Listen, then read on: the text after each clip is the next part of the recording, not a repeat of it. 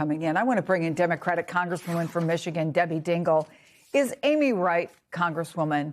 Is there much more that the government can and should be doing? Well, first of all, the security grants that she was just talking about, we have not been funding fully, and they have made a difference.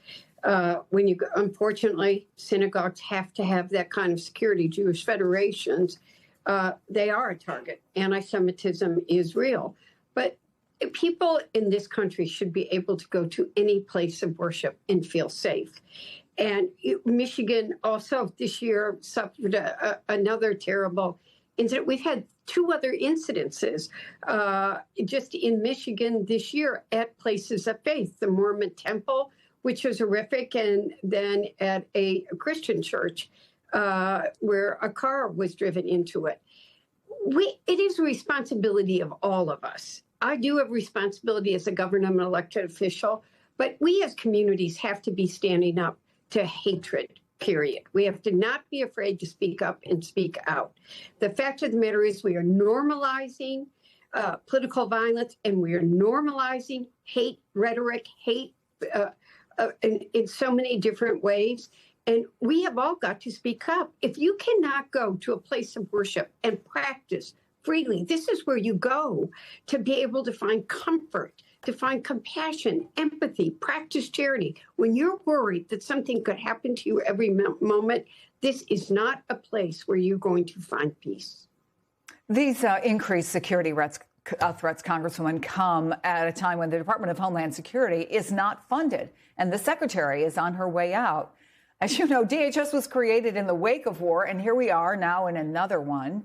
Do these issues now of funding and leadership pose real risks to American national security? Okay, this is a very complicated issue because the fact of the matter is, look, we need to put guardrails on ICE, and that is what this is about. FEMA was gutted a year ago, and nobody is going to tell me that FEMA's not getting what they need because it's not funded. They got gutted by DOJ, and let's be very clear about that. And these security grants that you're talking about, I am someone, let me tell you what Michigan's like right now. It was raw before yesterday.